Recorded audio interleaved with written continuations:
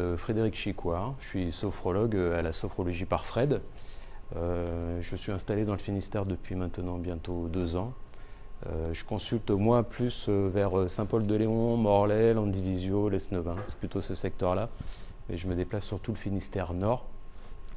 Et je vais vous parler de sophrologie. Alors je pense que c'est un peu comme ma collègue, on a entendu parler de sophrologie, mais qu'est-ce que c'est concrètement? Comment se passe une séance? Qu'est-ce que ça peut apporter? Beaucoup de personnes ne savent pas trop. Alors la sophrologie, ma camarade a parlé d'émotions tout à l'heure. On va travailler nous sur les émotions, particulièrement sur les émotions. Moi j'ai une phrase que j'aime bien, que j'utilise souvent, je radote un peu d'ailleurs, qui dit « La vie est un subtil mélange de lâcher prise et de tenir bon ». Je pense que pour vous ça doit résonner en plus d'une manière un peu particulière. Et bien la sophrologie, elle va vous aider en fait à mieux gérer vos émotions. Qu'elles vous impactent le moins possible, psychologiquement comme physiquement. Chaque émotion s'accompagne en général d'une réaction physique. Si vous avez une angoisse qui vous tourne dessus, vous avez peut-être des difficultés à respirer, vous avez peut-être des maux de ventre, des fourmis au bout des doigts, c'est possible. Et bien la sophrologie va vous permettre de mieux gérer votre corps et de mieux gérer vos émotions pour vous permettre d'un peu plus disponible pour affronter la situation anxiogène dans laquelle vous êtes. Ça peut être n'importe quoi, hein, une colère, une frustration, une angoisse, une peur, un coup de stress. Voilà. La sophrologie, c'est une technique. Alors l'avantage des techniques, c'est que ça s'apprend. Et puis, c'est comme apprendre un instrument de musique. Plus vous allez pratiquer, plus vous allez être à l'aise. Moi, je suis là pour vous donner ces outils-là. Après, à vous de les utiliser à bon escient et de vous entraîner. En sophrologie, on va travailler sur 4 axes différents.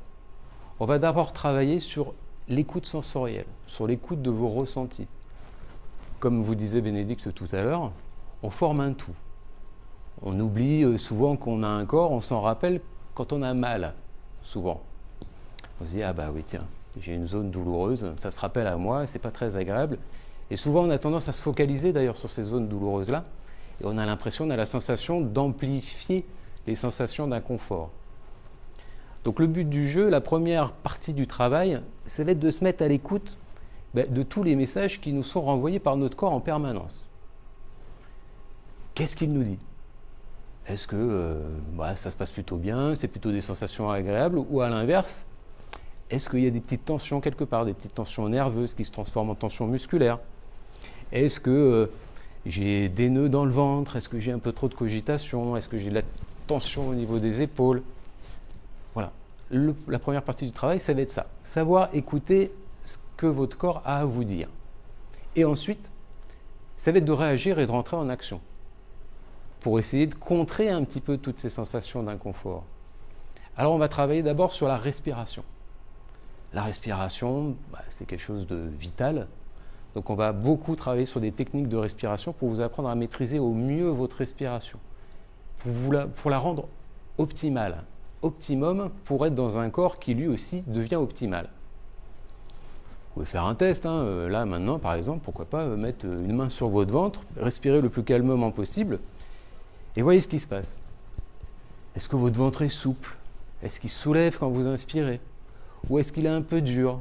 Vous avez la sensation d'avoir une respiration un peu trop haute. Voilà. Ça, c'est un des signes que vous ne respirez pas correctement et pas complètement. Donc, on va vous aider à respirer mieux, pour être plus performant, pour être dans un corps en meilleure santé, parce que vous allez nourrir, vous avez besoin d'oxygène pour nourrir vos muscles, vous avez besoin d'oxygène pour nourrir aussi votre cerveau, votre tête, pour être plus concentré plus longtemps, pour être plus attentif, pour pouvoir gérer les situations du quotidien. On va travailler aussi physiquement, en plus de la respiration. On va travailler sur le corps. Alors on va travailler par des exercices de relaxation dynamique. Ça s'apparente un petit peu à de la gymnastique douce. Ça va être beaucoup de mouvements doux, alliés à de la respiration contrôlée. On va beaucoup travailler sur les chaînes musculaires. On va faire des séries de contractions, relâchements. On va travailler avec des étirements également. Alors pourquoi? Toujours pareil, pour vous apprendre à vous relâcher physiquement, à relâcher les zones qui sont sous tension. Vous avez passé une journée un peu difficile au travail, vous arrivez chez vous le soir, puis vous sentez qu'au niveau de la nuque, vous êtes un peu raide. Voilà, les trapèzes, ils sont un peu sous tension.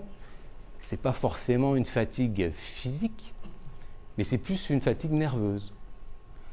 Comment vous débarrasser de ça?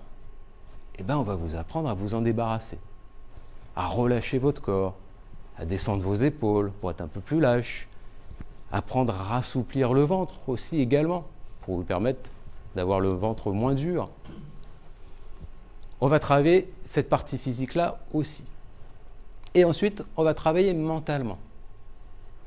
Souvent, en plus d'être relâché physiquement, ça permet aussi de déconnecter, d'être un peu plus disponible pour relâcher mentalement. On va travailler mentalement, pourquoi? Pour différentes choses. D'abord, pour essayer de vous immerger par de la relaxation et par des évocations, dans une bulle de bien-être, pourquoi pas, juste réussir à s'évader pour oublier sa condition du moment, par exemple. Juste vous rappeler que on peut, juste par l'imagination, et puis en essayant de récupérer un petit peu de sensations, de ressentis, on arrive à revivre un petit peu des émotions qui vont nous faire du bien. Un exemple tout simple, hein. Imaginez juste, en fermant les yeux, prendre quelqu'un que vous aimez dans vos bras, par exemple. Quelle réaction ça va avoir sur vous? Qu'est-ce que ça va produire sur vous physiquement et mentalement? Est-ce que même 30 secondes de penser à cette personne-là, ça va vous faire du bien? J'ai beaucoup de personnes qui font cet exercice-là et qui sourient pendant qu'ils font cet exercice-là. Voilà, ça leur apporte quelque chose de positif. Donc la relaxation, elle va vous servir à ça, à aller chercher des sensations positives. Et puis, purement physiologiquement, à pouvoir travailler un petit peu sur le côté hormonal de la chose, c'est-à-dire essayer de produire des hormones de bien-être, qui font du bien à notre corps et qui font du bien aussi à notre tête. La relaxation, elle va servir aussi à autre chose.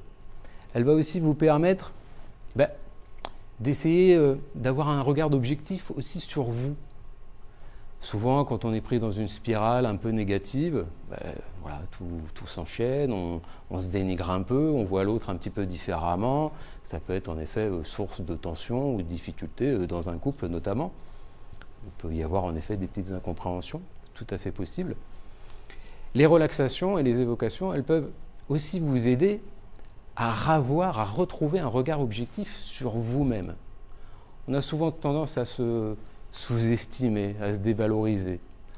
Alors que, intrinsèquement, vous avez des qualités, vous avez des compétences, et souvent on les oublie.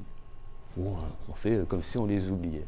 Donc ces évocations-là, elles vont vous servir aussi à vous rappeler de toute votre richesse, de tout ce qui vous fait vous, pour vous rebooster un petit peu, pour retrouver un petit peu de confiance en soi, se reprendre un petit peu d'estime de soi également, revoir l'autre aussi un petit peu différemment.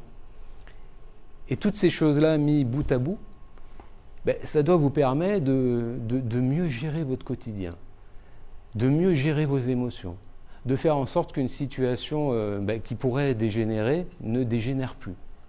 Parce que vous avez été capable d'évacuer une frustration, d'évacuer une colère, ou parce que vous avez été capable juste de vous apaiser, parce que vous avez pris un peu de temps pour vous, de vous calmer, de vous rassénérer. Parce que vous avez pris le temps aussi d'aborder la chose un petit peu différemment et de voir l'autre aussi un petit peu différemment. Voilà. On peut aussi ainsi déminer le terrain de manière très intéressante pour vous. Le but du jeu de la sophrologie, ça va être ça. Ça va être de vous donner tous ces outils-là pour être finalement un peu plus en harmonie avec vous-même et puis avec l'autre aussi. Quand on est bien dans sa tête et dans ses baskets, souvent on rayonne et puis l'entourage aussi en tire certains bénéfices. Donc c'est pas que pour vous, c'est aussi pour les personnes qui vous entourent. La sophrologie, très simplement, en travaillant sur ces techniques-là, respiratoires, en travaillant sur du relâchement physique et musculaire et en travaillant aussi également sur du relâchement mental, on peut vous faciliter la vie et on peut vous faciliter aussi votre quotidien. Alors comme on disait au début, en effet, nous restons des thérapies complémentaires, alternatives. Voilà, on ne se soustrait pas à un traitement médical. On est là plutôt en accompagnement, en supplément, en complément. Et je crois beaucoup en la multidiscipline. Je pense qu'un package peut être extrêmement positif. Voilà, surtout vous qui avez des parcours un peu particuliers et compliqués. Donc n'hésitez pas à aller vers de la naturopathie ou aller vers de la sophrologie ou d'autres choses alternatives comme ça qui peuvent vous donner un petit plus, un petit bonus. Voilà, on est là pour ça, pour le petit bonus et vous faciliter un peu plus la vie et faciliter un peu plus vos parcours de PMA.